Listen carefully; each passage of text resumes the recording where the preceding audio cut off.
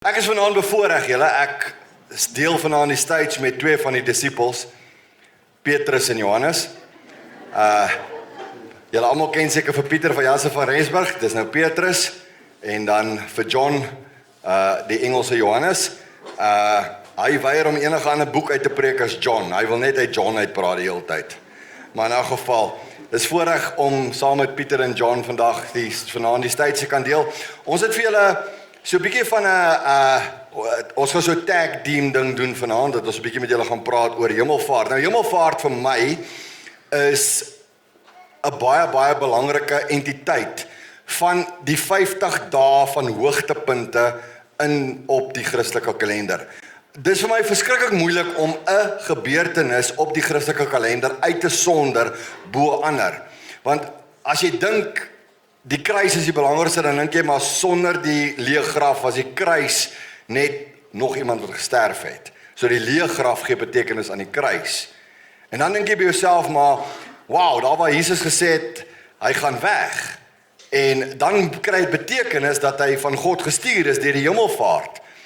En dan, as jy, soos ons nou gaan deel, dan kom jy agter maar, wow, as die Heilige Gees nie uitgestort was, sou ons nie bekragtig gewees het om die groot opdrag uit te voer nie. So dis weer 'n hoogtepunt.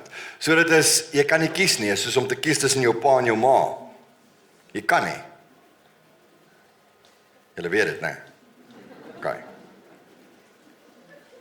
So, hierdie 40 dae is vir ons baie belangrik. So, ek gaan 'n bietjie met julle praat oor die redes hoekom ek dink die hemelvaart is belangrik.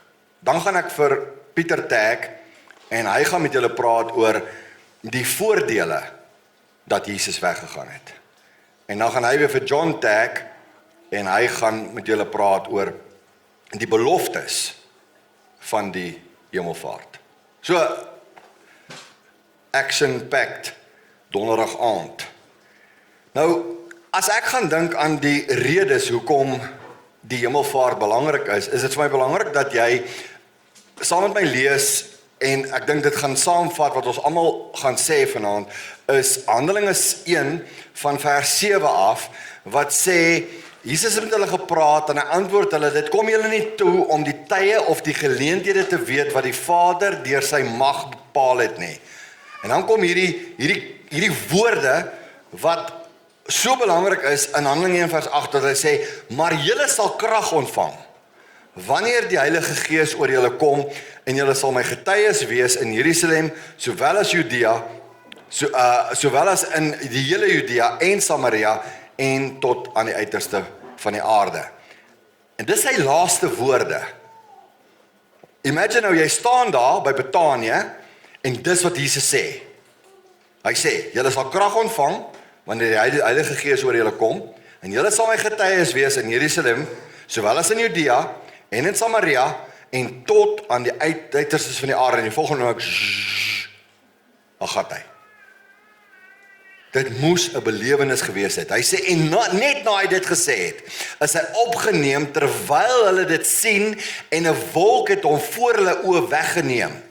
En toe hulle nog stip na die hemel kyk, terwyl hy weggaan, staan daar twee manne met wit klere by hulle, wat sê, Galileese manne, waarom staan julle en kyk na die hemel? Hierdie Jesus, wat van julle opgeneem is in die hemel, sal net so kom, soos julle hom na die hemel sien wegvaar het. Nou John sal dit sal hy later oor praat. As ek moet dink aan hierdie gedeelte en dan ook Lukas 24 en Handelinge 1 is dieselfde verhaal. Dis nie verskillende verhale nie. So jy kan Lukas 24 en Handelinge 1 is dieselfde gebeurtenis. Onthou, dieselfde persoon wat Lukas geskryf het ook Handelinge geskryf. Dis daai twee boeke. Okay. So, vir my, die redes vir die hemelvaart, nommer 1 is, dit bevestig dat Jesus se werk op aarde voltooi is. Die hemelvaart was soos die ultimate, ek sal maar sê, hoogtepunt, climax wat gebeur het, en dit is, Jesus het nou gesterf aan die kruis, hy het opgestaan, hy het verskyn aan 'n klomp mense, hy het opdrag gegee, en nou kom die hemelvaart. Dit is amper soos 'n movie. As jy 'n movie kyk en die baddies en die goodies fight met mekaar en dit is hierdie hengse battle en op die uiteinde dan is dit mos daai fight wat jy dink die held gaan verloor en dan hy word so foos geslaan, né? Ek dink aan Rocky of aan enige een van daai movies. Hy word so geslaan dat jy dink hy lyk soos 'n sak patats en dan ewe skielik uit die bloute uit kry hy krag. En dan wiks hy uit. Né? Nou in baie cowboy movies is ook so, daai ou draw die ander ou en dan op die einde is daai ander ou die Here ou is dan potter die ander ou, né?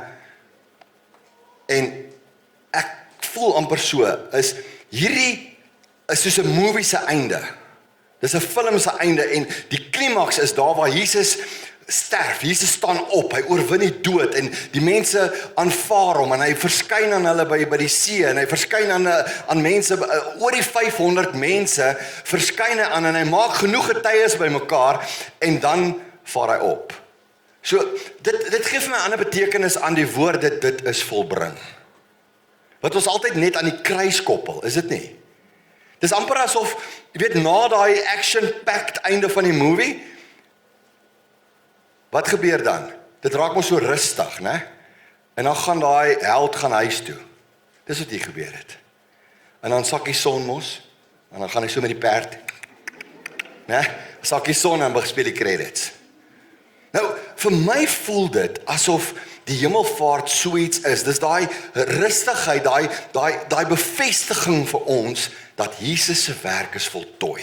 En dit gee vir my daai gemoedsrus saam met al die voordele wat Pieter gaan praat, al die beloftes wat John oor gaan praat. Dit bevestig vir my dat Jesus is klaar en sy laaste woorde is so belangrik wat hy vir ons sê, julle sal krag ontvang wanneer die Heilige Gees oor julle kom en julle sal my getuies wees. Matteus se weergawe is dat hy sê vir ons, gaan dan heen en maak disippels van al die nasies en doop hulle en leer hulle.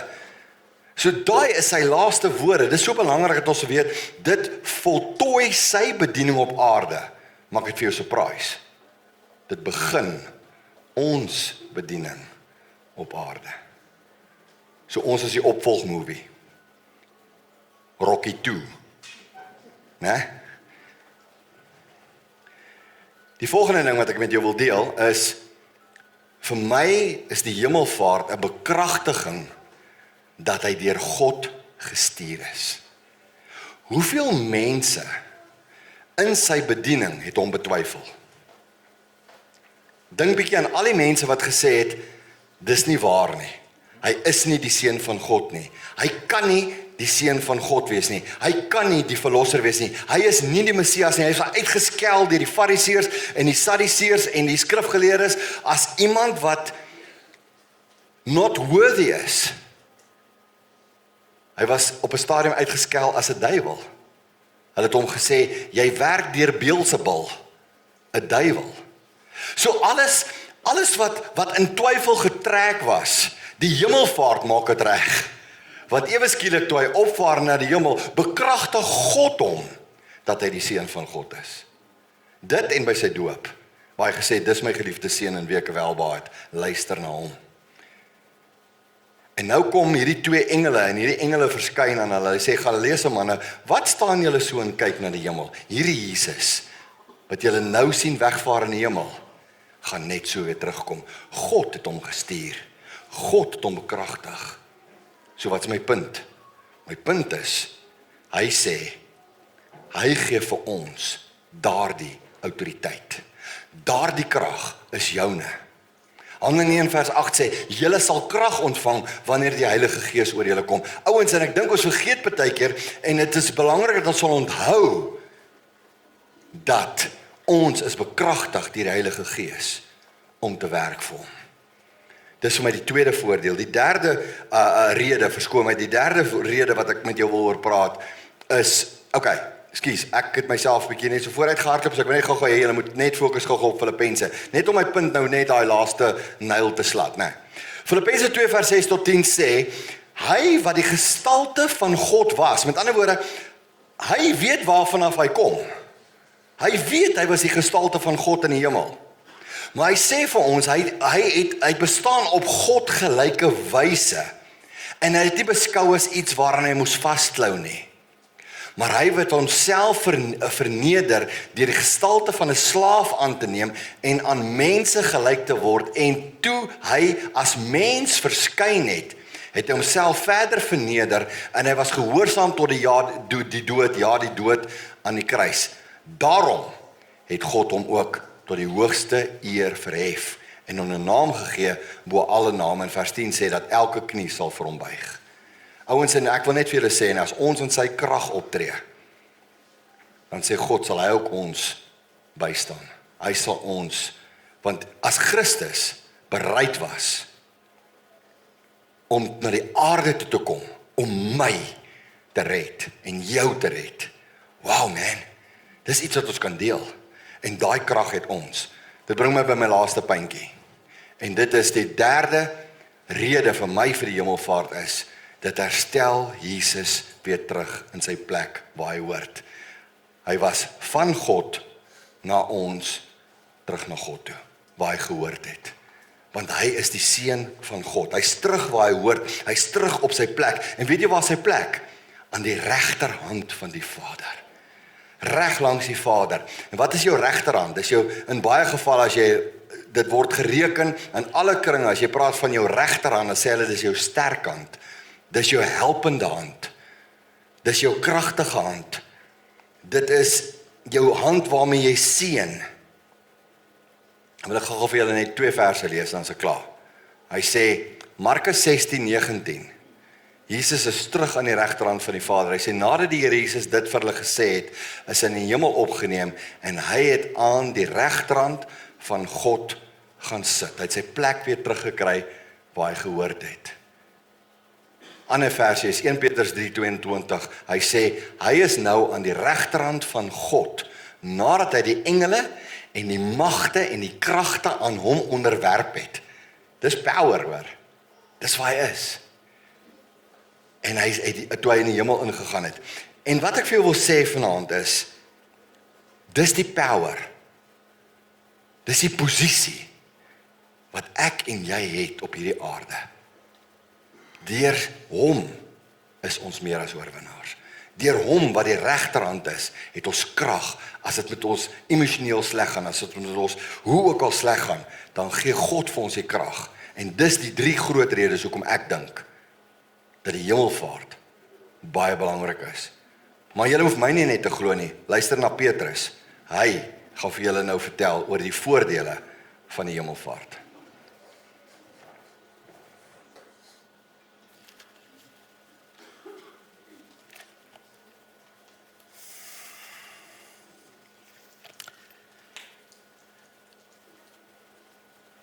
Wanneer ons by die hemelvaart uitkom, is dit baie belangrik om te verstaan dat die hele raadsplan van God is vir my soos 'n legkaart wat byeenkom. Elke faset van Jesus se koms na die aarde het 'n prentjie ingekleur en het 'n spesiale betekenis in die groter raadsplan van God. Dit begin by die aankondiging van sy geboorte. En dan sy 3 jaar wat hy op aarde was. En dan ken ons die verhaal van sy kruisiging, sy dood en sy opstanding. En almal van hulle is deel van 'n legkaart wat vir ons die prentjie inkleer om by die plan van God vir die mensdom uit te kom. En ons moet verstaan dat hierdie prentjie in die Nuwe Testament het heeltemal verander van die Ou Testament, waar die Ou Testament deur gehoorsaamheid en deur die offers en wat als daarmee gepaard gegaan het, die bloedvergieting van diere, het ons 'n nuwe stadium betree in die groter plan, die groter prentjie van God. En dit is baie belangrik om te weet dat daardie onverbiddelike reël van God, dat jy in absolute gehoorsaamheid die wet moet nakom. En wanneer jy nie die wet kan nakom nie, en geen mens kan nie sê die woord, inteendeel, Paulus bevestig dit, dat dit vir die mens onmoontlik is om deur die wet gered te word. Kom hier die nuwe plan van God, rondom die kruisiging, en dan hierdie ontsettend belangrike punt waar ons vanaand is, dat Jezus moet opvaar na die hemel toe. Dis kardinaal dat dit moet gebeur. En dan kom ons by die baie belangrike vraag, hoe het die disippels gevoel? Nou in Johannes 14, 15 en 16 praat Jezus met die disippels. En hy sê vir hulle in Johannes 16 vers 5 en 6, ek kan sien dat julle hartseer is. Hy verstaan dit. Ons kan dit dink, dat hulle wat 'n pad saam met hom geloop het, verstaan nie die plan eintlik wat hy verduidelik nie. Hulle weet nie wat al die gevolge gaan wees nie, en nou sê hy vir hulle, ek gaan weg. Die redes vir die hemelvaart is ontsettend belangrik, en dit is wat Marius genoem het. En dan kom ek en ek sê, wat is die voordeel daarvan? Wat is vir 'n mens soos ek, 'n sondaar? Wat is vir ons die voordeel dat Jesus wel opgevaar het na die hemel? En dit is belangrik dat ons dit moet verstaan in die lig van wat Marius reeds gesê het. Die belangrikheid in al daardie faktore. Maar wat is die voordeel? Nou die voordeel, die eerste een waar ek by wil kom, vind ons in Johannes 16 vers 7. Hy sê vir hulle, Jesus aan die woord, hy sê, ek sê vir julle die waarheid. Dit is vir julle voordelig dat ek weggaan. Want as ek nie weggaan nie, sal die trooster nie na julle kom nie. Maar as ek weggaan, sal ek hom na julle stuur. U sien, nou kom ons by die legkaart. En ons is baie lief vir legkaarte bou. Ons doen dit baie vakansies, sit ons 'n legkaarte bou. En dan kom jy by daai enetjie wat jy het. Hy gee vir jou die sleutel, dan jy die deurbraak van alles. Ek gaan weg, sodat die trooster kan kom. Want nou verander die prentjie. Onthou, in die Ou Testament was hy 'n vergod. En dis offers en gehoorsaamheid en bloedvergieting en die nakoming van die wet. En in die nuwe bedeling sê hy, ek kom na julle toe en ek gaan by julle kom bly. Ek gaan vir julle 'n trooster gee. Hoekom is sy naam trooster? Waarom 'n trooster? Jy sien in Johannes 14 vers 18 het hy beloof, ek sal julle nie as wese agterlaat nie. En hulle het dit nie verstaan, waarvan praat hy? Ek gaan julle nie as wese agterlaat nie, waar gaan hy heen? En nou kom hy by hulle en hy sê, ek gaan weg. En ek gaan die trooster na julle toe stuur. Die trooster is die plan van God. En die woord wat hy gebruik in die Griekse taal is parakletos. En die parakletos, in Afrikaans sê ons hy's 'n trooster. En dan is dit, dan moet jy probeer verduidelik wat 'n trooster.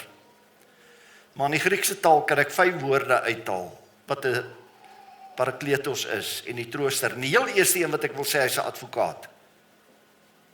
Hy is die advokaat wat gaan bo staan en by God die Vader, in my gemeente sê ek dikwels vir die mense, as ek na Jesus toe gaan, as ek bid, dan gaan staan Jesus tussen my en die Vader, en hy kyk na my, deur die bloed, deur die hande, deur die voete van Jesus se kruisiging, deur die reiniging wat Jesus gewerk het, kyk hy na my sonde en hy sien geen skuld in my nie.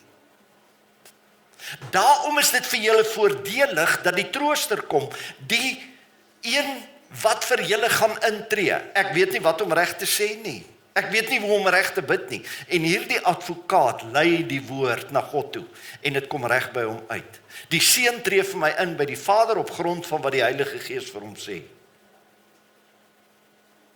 Amazing. Soveel beter as die nakoming van die wet en reëls wat ek nie kan doen nie.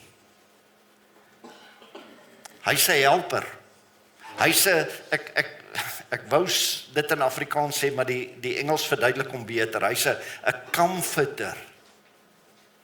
Hy sorg dat ek gemaklik is, tevrede is.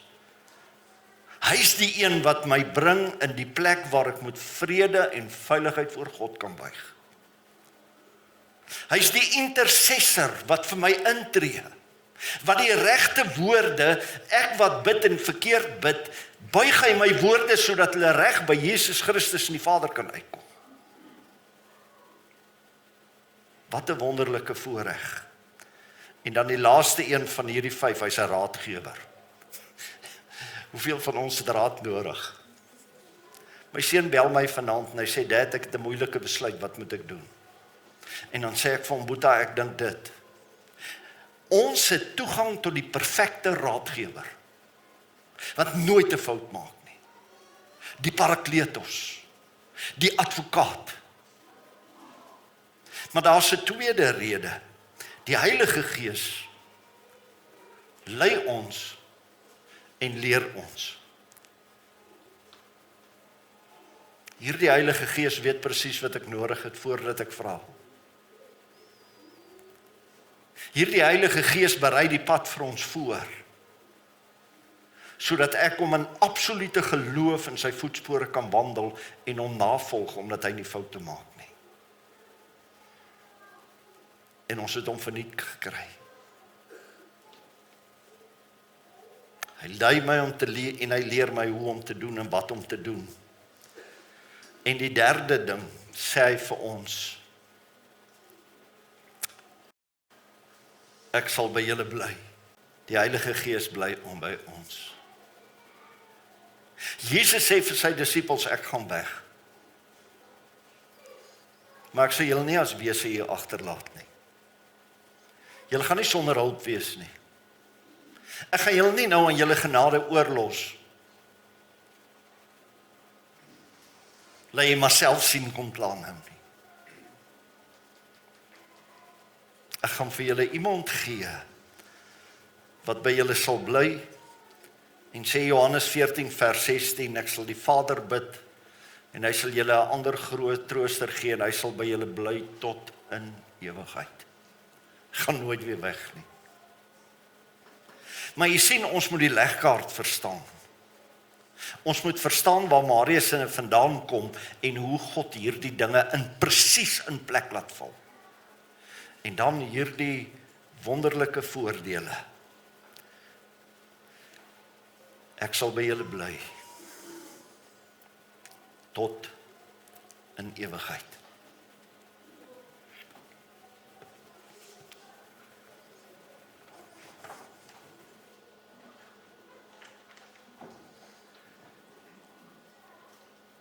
I've got the privilege of speaking about the promises.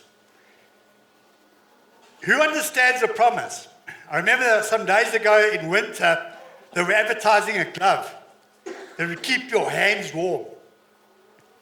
But you see, the people couldn't keep the promise unless someone takes their hand and puts it in the glove.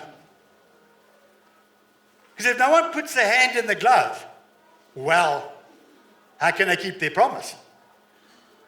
And so is the promises of God.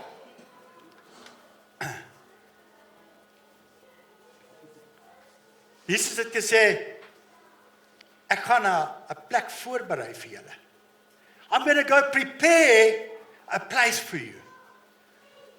I'm going to open a way into heaven. I'm going to prepare a room for you, for all the children of God. If you look at the old Jews, what happens when they were going to get married, the groom used to go out and prepare a house or a room at his father's house or mansion, and when it was ready, he would go back and he would go get his bride. Think of that. She sat there waiting for the groom to come. And isn't that where we're sitting at the moment? We're sitting there as the bride, we're waiting. Oh, Jesus prepares the room for us. Way to heaven. In John 14, but it says, in my Father's house are many rooms. Many rooms. If it were not so, I would have told you. I'm going there to prepare a place for you. For you. Not everyone,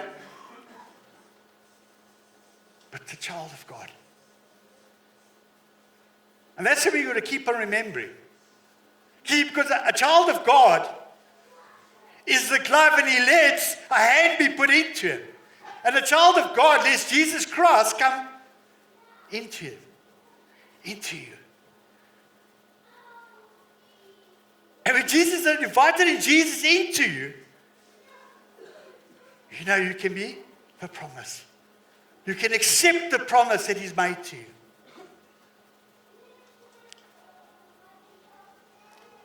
Jesus says also to us that hy gaan intree vir ons as hoofpriester. Hy gaan op die regterkant God sit.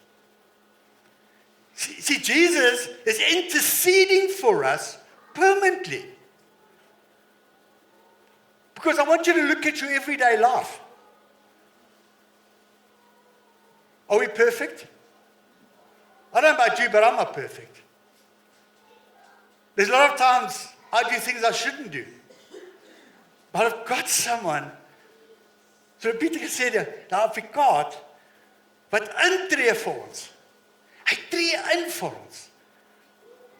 He was the ultimate sacrifice that we may be washed clean. And because we are human and we are going to continuously make the wrong decisions or sin, we permanently need someone. And Jesus fulfilled the role so well because he had empathy. He went through the temptations. He knows exactly what our nature is like. And that's why he can give us that promise that he intercedes for us as high priest. Isn't that a wonderful promise? In Hebrews 4:40 says, therefore, since we have a great high priest who has gone through the heavens, Jesus, the Son of God, let us hold firmly to the faith we profess. How many times we have doubts as Christians? Ja, ek het weer gesondig. Ek weet nie wat ek gaan het maak nie. How many times I speak to people that people say to me, I don't know. I've accepted Jesus Christ, but this is one sin. I just keep on. We're human. Our flesh craves sin. But yet we've got a high priest that intercedes for us. The Father. And this is the one everyone knows. Jesus gaan weer terugkom. Jesus is coming back.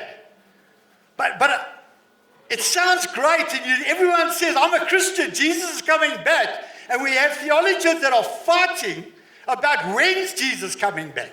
Before, after the tribulation, no one seems to know, but everyone's fighting about it. But one thing they do forget, Marius was, he nailed it on it. He said, but Jesus said one thing, go to the nations, baptize them, bring them the good news. Jesus didn't say, hit up a deck chair, have a coat, lie back and wait for me. He said to us, we have to step out and we have to tell the good news to other people. And then Peter here says to us, but I'm going to send you help.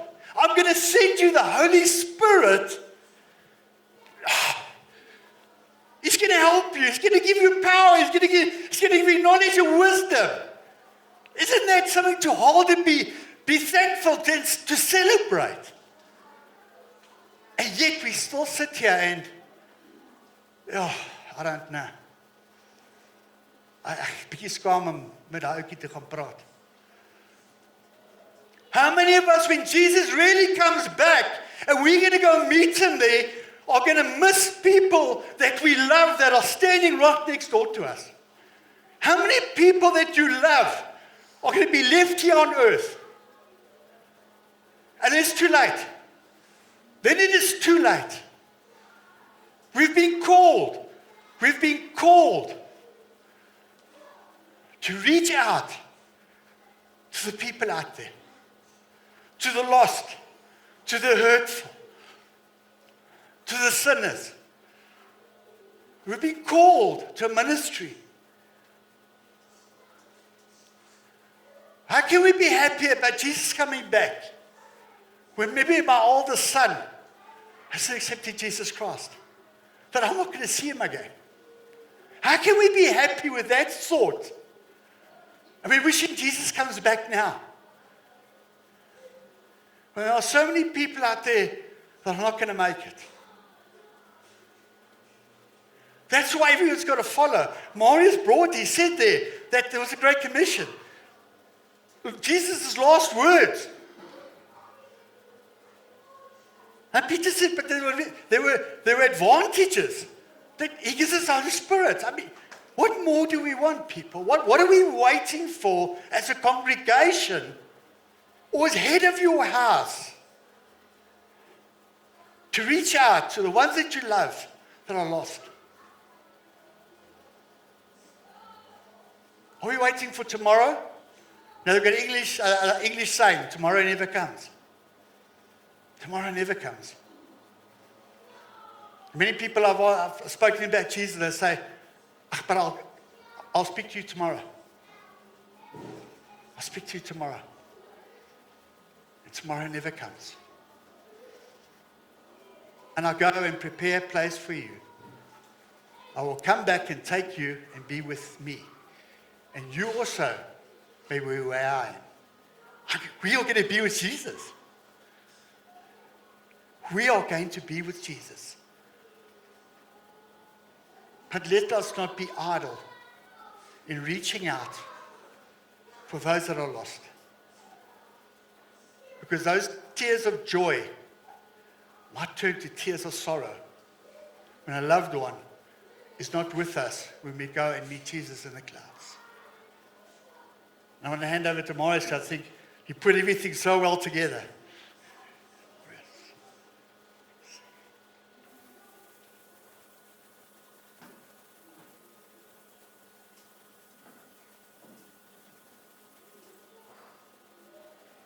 Die hemelvaart het goeie redes hoekom dit moes gebeur het. Die rede is dat Jesus bevestig is dat sy werk voltooi is. Die bekragtiging dat hy van God gekom het. Die bevestiging daarvan.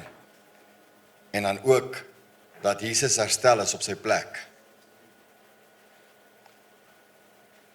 Dit self sê al klaar baie. Maar dan kry ons nog die voordele daarbey. Dit klink soos 'n Verimaak advertensie, maar dis nie al nie. Daar's nog voordele ook. Dis nie net Jesus wat herstel is nie. Dis nie net Jesus wat van God gekom het en daai bevestiging van ons geloof nie. Hier's nog die voordele ook wat Pieter met ons gedeel het, en die voordele dat hy vir ons die trooster gee om by ons te bly. Hy gee vir ons leiding, hy gee vir ons lering. Ons kan enige tyd vir hom vra as ek moedeloos is. As ek nie weet wat 'n rigting nie. En die beste van alles is, die derde voordeel wat Pieter met ons gedeel het is, hy gaan by ons bly vir altyd. Ons kan hom nie verloor nie. Dis die voordele van die hemelvaart. En dan kom John en John sê, maar dis nie al nie. Verimaak, jy kry nie net promises nie. Ons gaan deliver, papa. So nou gaan ons vir jou gee beloftes op beloftes en guarantees op guarantees. En die guarantees en die beloftes wat hy met ons gedeel het, was gewees dat hy gaan vir ons 'n plek regmaak. Daar's baie plek. Maar ons het die opdrag om baie mense te vertel van die baie plek wat daar is. En dan, die tweede ene is, hy tree vir my in by die Vader as my hoëpriester. Hy staan tussen my en God. hy is my hoëpriester. En dan die laaste ene is, die beste van alles, he is coming back. En hy kom terug, een van die dae. Julle, die tekens aan die tyd is daar, toe die disippels vir Jesus gevra het, Here, wat is die tekens van die tyd en die volëinding van die wêreld? Toe sê Jesus vir hulle die volgende, hy sê vir hulle in Matteus 24, hy sê, nommer 1, hy sê, pas op dat julle nie mislei word nie. En dan gaan hy aan, hy sê, daar sal oorlog wees, gerugte van oorlog, pestsiektes, een nasie sal teen die ander nasie opstaan, die een volk teen die ander volk. Julle, dis die nuus. Dis die nuus wat ons elke aand kyk en hoor. Dis presies wat nou gebeur. Hy sê daar sal aardbewings wees reg oor die wêreld. Daar is nie in die afgelope paar jaar soveel aardbewings gewees soos wat daar in die geskiedenis was nie. Ek hoop ek het dit nou reg omgesê. Maar julle verstaan wat ek bedoel, né? Al is ek agterste voor, julle weet wie ek is. Maar dit is die redes, die voordele en die beloftes van die hemelvaart. En dis hoekom hierdie dag vir my belangrik is. 40 dae nadat Jesus gekruisig is, dis weer significant, né? 40 speel 'n baie groot rol, is hy hemel toe. En nog 10 dae, julle, dan word die Heilige Gees uitgestort. So my challenge vir jou is, kom ons sê vir die Here, dankie Here, vir die kruis. Dankie vir die leë graf. Dankie dat U vir ons 'n plek gaan gereed maak het. Maar kom ons gaan vooruitmoedig ons van vanaand af vir die volgende 10 dae voor die Here soos hulle gemaak het in die bokkamer. En ons maak tyd met God. En ons vertrou hom dat die Here 'n nuwe gees sal uitstort op ons 10 dae van nou af. En dat ons met ywer en krag hom sal dien, want en 10 dae van nou af vier ons Pinkster. Sondag oor 'n week is dit Pinkstersondag. En mag die Here vir ons kom besoek. Ons aanbid U. Ons kom loof en ons kom prys U vanaand vir hierdie geleentheid wat ons gehad het om U hemelvaart te kan vier. Ja Here, U het weggegaan, maar ons is nie sad daaroor nie.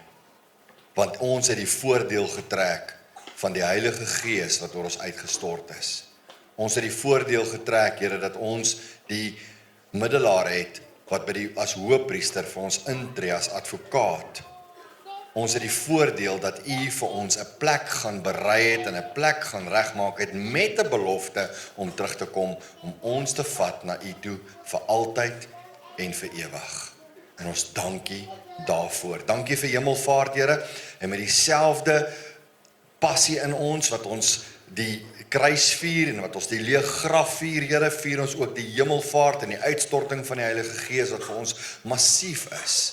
En ons kom vanaand na U toe en ons sê vir U dankie dat U weggegaan het, want ons weet, net soos U weggegaan het, so gaan U terugkom. En mag elkeen van ons wat vanaand hier is, gereed gevind word as U terugkom. Gereed om saam met U te gaan en vir ewig en altyd aan U boesem te wees en net U te loof en prys en te worship. As ons so lekker kan prys en worship, Here, dan gaan dit net awesome wees eendag om net as al die mense wat nog ooit U gedien het, saam staan en almal sing met 'n perfekte stem. Dit gaan net great wees. En ons loof en ons prys U daarvoor. As wanneer ons nou uitmekaar het gaan, Here, bewaar ons op die paaie, laat ons veilig by ons huise aankom. Here, dankie vir elke persoon wat opgekom het vanaand om U hemelvaart saam met ons te kom vier. Ek wil bid, Here, dat U vir ons sal bless en sal seën. Ontvang die seën van die Here, gaan in sy vrede, die genade van ons Here Jesus Christus, die liefde van God ons Vader en die gemeenskap van die Heilige Gees, sy inwoning, sy bekragtiging met elkeen van julle tot in ewigheid.